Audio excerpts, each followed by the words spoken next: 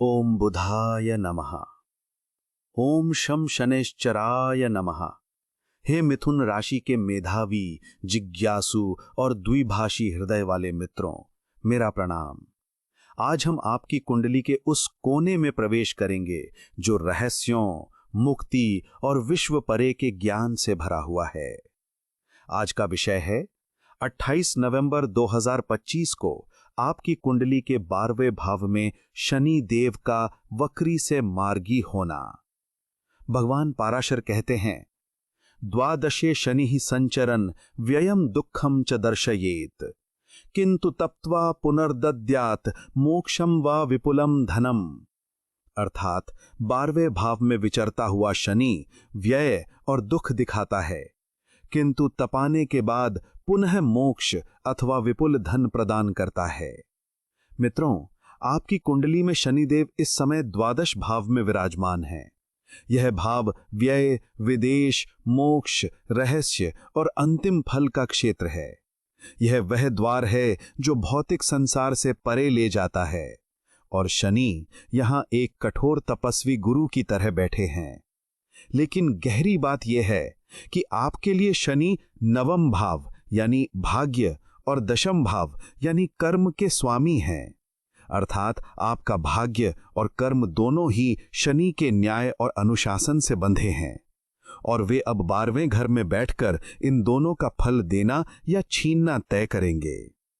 13 जुलाई से लेकर अब तक का वक्री काल, यह समय एक आंतरिक संकट का था।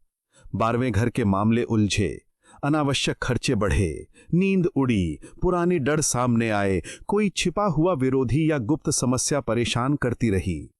यह शनि का आपसे सवाल था कि तेरी बुद्धि दुनिया को समझती है, क्या तू अपने अंदर के रहस्यों को, अपने भयों को भी समझ सकता है? 28 नवंबर 2025 प्रातः 9 बजे शनि मार्गी होंगे, यानी वो आंतरिक उथल पुथल बंद होगी। अब 12वें भाव का सकारात्मक रहस्योत्व खादन शुरू होगा। खर्च रुकेगा, छिपे शत्रु निर्बल होंगे और नींद में शांति लौटेगी। आपकी कुंडली में कुछ अद्भुत संयोग बन रहे हैं जो इस प्रकार हैं। 1. शनि बुध की युक्ति। आपका लाभेश बुध यानी बुद्धि, व्यापार, संचार भी 12वें घर में शनि के साथ बैठा है। यह एक गहन विश्लेषणात्मक शक्ति देता है। आपकी बुद्धि अब रहस्यों, कोड और गुप्त जानकारियों को सुलझाने में सक्षम होगी। 2. गुरु की दृष्टि।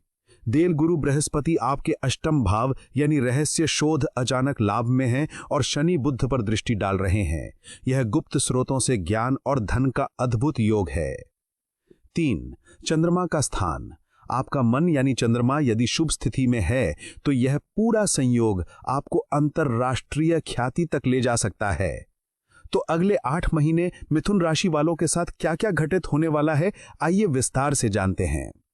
पहला, यह समय सीमाओं को पार करने का है। विदेशी कंपनियों, ऑफशोर प्रोजेक्ट्स, विदेश में नौकरी या व्यापार, अंतर्राष्ट्रीय शोध के लिए श्रेष्ठ योग है। आपका काम विदेशियों से, आयात निर्यात से या दूर संचार से जुड़ सकता है। दूसरा, गुप्त जानकारी आपको लाभ देगी। रिसर्च, एनालिटिक्स, जासूसी, कोडिंग या किसी गहरे राज को उजागर करने वाले पेशे में अभूतपूर्व सफलता। तीसरा, चेतावनी, कागजी कार्रवाई और वीजा कानूनी प्रक्रियाओं में कोई कोताही न होने दें। शनि कागजात की सफाई मांगते हैं। चौथा, धन अप्रत्यक्ष मार्गों से आएगा। विदेशी मुद्रा, commission, royalty, insurance claim, PF या ग्रेच्युटी से बड़ी रकम या पैतृक संपत्ति से लाभ। पांचवा, पुराने निवेश पर रिटर्न मिल सकता है जिसे आप भूल गए थे। छठा, खर्च पर नियंत्रण स्वतः आ जाएगा। वक्री काल में जो धन खर्च हुआ वो बंद होगा। सातवां, 12वां घर अस्पताल, आराम और मानसिक शांति से जुड़ा है। पुराने तनाव, अनिद्रा और छिपी हुई बीमारियों से मुक्ति मिलेगी। 8वां, शनि पैरों, लसिका तंत्र और आंखों की थकान का कारक है। विदेश यात्रा में पैरों में सूजन या लंबे समय तक बैठे रहने से होने वाली परेशानी से बचाव के उपाय करें। 9वां, ध्यान और योग इस अवधि में औषधि से बढ़कर होंगे। 10वां, दूर रह रहे परिवारजन या मित्र आपके लिए शुभ सिद्ध होंगे। उनके माध्यम से कोई लाभ मिल सकता है। 11वां, वैवाहिक जीवन में अगर कोई गुप्त तनाव या अविश्वास था तो वह धीरे धीरे दूर होगा। आपसी बातचीत गहरी होगी। 12वां, सावधानी। गुप्त प्रेम संबंध अगर हैं तो वे अब सामने आकर जटिलता पैदा कर सकते हैं। पारदर्शिता बनाए रखें। 13वां, यह समय अपने भीतर झांकने का है। आपकी तीव्र बुद्धि अब दार्शनिक और आध्यात्मिक सत्य को ग्रहण करने के लिए तैयार है। 14वां, विदेशी आध्यात्मिक गुरुओं, गहन ध्यान पद्धतियों या मनोविज्ञान में रुचि बढ़ेगी और उसमें सफलता मिलेगी। 15वां, यह पिछले जन्म के कर्मिक बंधनों से मुक्ति का भी समय हो सकता है। एक बात ध्यान रखें, 12वां घर अकेलेपन और त्याग का भाव है। शनि यहां आपको सिखाएंगे कि विश्व के ज्ञान के लिए कभी कभी व्यक्तिगत सुख का त्याग करना पड़ता है। यहां अहंकार पूरी तरह टूटता है। यदि आप इसे स्वीकार कर लेते हैं तो आपको वह ज्ञान मिलेगा जो सीमाओं से परे है। अब इन 8 महीनों का पूर्ण लाभ लेने के लिए ये उपाय अवश्य करें। पहला, मंत्र साधना। मूल मंत्र है ओम शम शनैश्चराय नमः। प्रतिदिन 108 बार अगरबत्ती या दीपक जलाकर जप करें। विशेष जप है ओम बुधाय नमः का भी 27 बार जप करें ताकि आपकी बुद्धि इस गहन ऊर्जा को संभाल सके। दूसरा, दान एवं सेवा। शनिवार को दान, काले कंबल, लोहे का सामान या तेल का तेल किसी अस्पताल, वृद्धाश्रम या गरीब व्यक्ति को दान करें। सेवा, किसी असहाय, बीमार या विकलांग व्यक्ति की सेवा करें। यह 12वें घर के शनि को अति शीघ्र पसंद करता है। तीसरा, आचरण। गुप्त बातें सार्वजनिक ना करें। अपने और दूसरों के रहस्यों की रक्षा करें। झूठी गवाही, छल कपट से पूर्णतः दूर रहें। शनि किसी भी प्रकार के छल को क्षमा नहीं करते, खासकर 12वें घर में। चौथा, परदेश यात्रा से पहले वाहन और कागजात की अच्छी तरह जांच कर लें। जाते जाते इस सूत्र को ध्यान रखें। द्वादशस्थो यदा शनिः बुधेन सही का शुभा विदेशात संपदम दद्यात मोक्षम वा बुद्धिमततः।